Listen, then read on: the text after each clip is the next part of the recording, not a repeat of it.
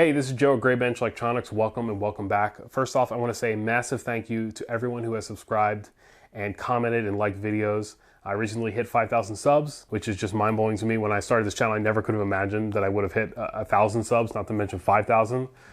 So it's incredible and humbling, and I'm really glad that you are all here.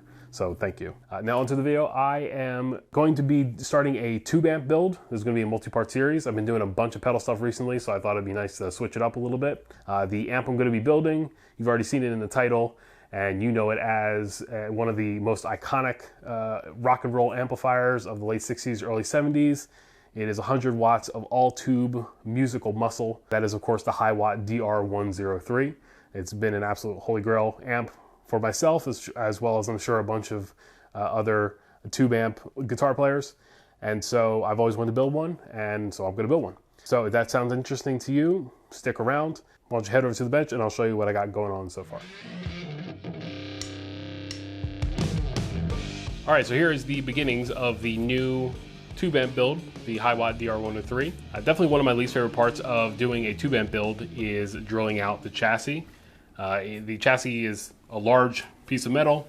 It is quite unwieldy. If you want to do everything on the drill press, you got to have a big bed on your press to be able to do that. I do not. And so you end up having to do a lot of hand drilling, which always comes out a little wonky. And there are some spaces, especially on this build with 3 separate turret boards, where you need to have really precise drilling to get the boards in the right spot. It's just not something I enjoy. It's not fun. It's not fun to get wonky holes, especially on a chassis that costs a good amount of money to have made. And so building a vintage amp, I knew there was going to be a good source for getting a pre-made chassis, that being Ceriatone. So they make their Hiwatt DR103, which is of course a clone of the Hiwatt DR103.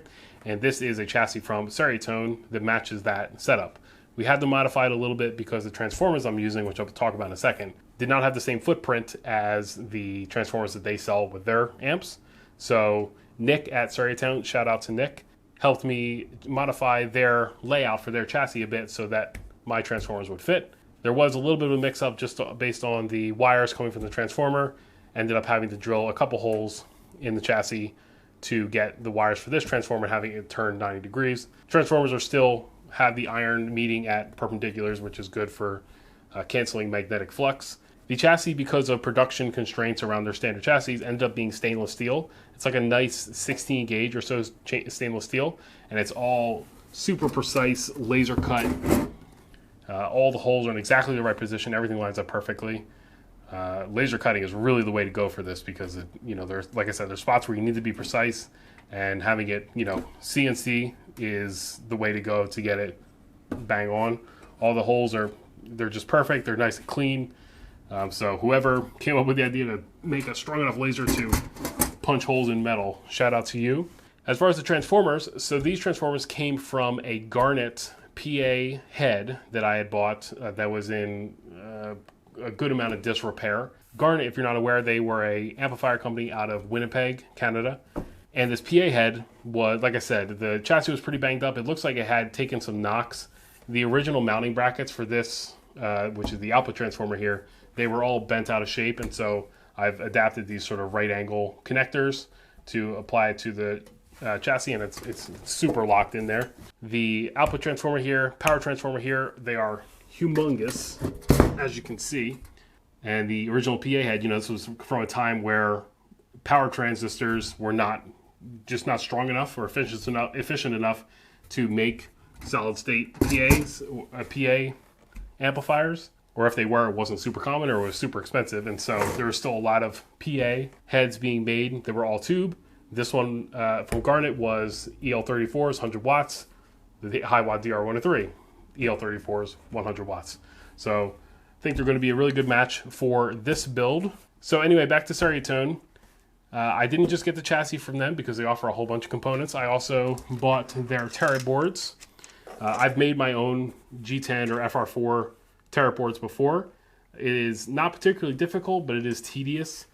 And I figured, I'm already placing the order. I'm already paying for the shipping to come over from Malaysia, so might as well go for the whole shebang. Everything was very reasonably priced from Ceriatone. So we have the preamp and phase inverter audio signal board here. This is sort of the main board with all the components. There is this is the mini board here, holds some of the larger larger resistors in the power supply, as well as half of the connections for the rectifier diodes for the power supply. That sort of sits in the middle here. And then this longer single strip is the other half of the rectification for the power supply, has the bias circuit all in here, and also connections for the grid leaks for the power tubes. So that's right about there.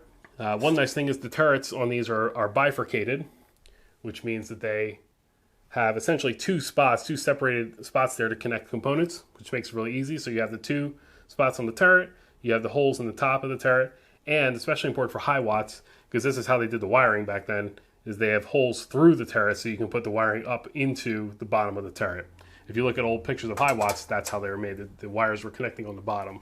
Lastly, from Ceriatone, I bought a set of their CAN capacitors. So these are marked Holy Grail capacitor, and they're all the various sizes necessary. There are 5 CAN capacitors in a DR103. And I priced it out at the time I was ordering this stuff. I've been putting this together for several months now. In order to buy these CAN capacitors from other sources, it was going to be approximately $200 some for the 5 different CAN capacitors. From Ceriatone, their set of CAN caps here were, I believe, $30 some, including 5 CAN clamps. And so, you know, are these capacitors as good quality, or are they going to last as long as the name brand stuff? No, probably not. But even if I could get just 5 years out of them, that would still be a decent value. And, you know, I build tube amps, so when I need to get them replaced, I can do it. I don't have to pay for that labor. So going past the Ceriatone goodies, I have, as far as hardware, we're going to do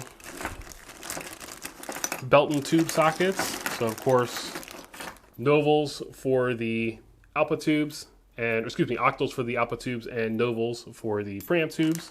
These are the bottom mount belts and sockets, which let you use the top flange cover and the tube shield over top.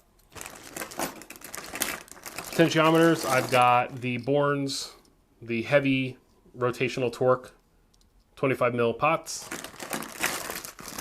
For that. For jacks, I'm going with Neutrik plastic or insulated jacks. These have the metal internal nut with the plastic washer. And essentially, because these are plastic or insulated, they don't make a ground contact inherently with the chassis, which means you can sort of set up your own, you have more control of your own grounding scheme with these jacks. So we got 4 of these for the input, and then 1 for the output jack. Standard IEC 3-pin connector, of course. The power and standby switches are these heavy-duty 15-amp Carling switches, double pull, double throw. Nice affirmative mechanical click there, which I like. And then, of course, the necessary resistors, capacitors. There's even more resistors necessary, but I just pulled these out specifically.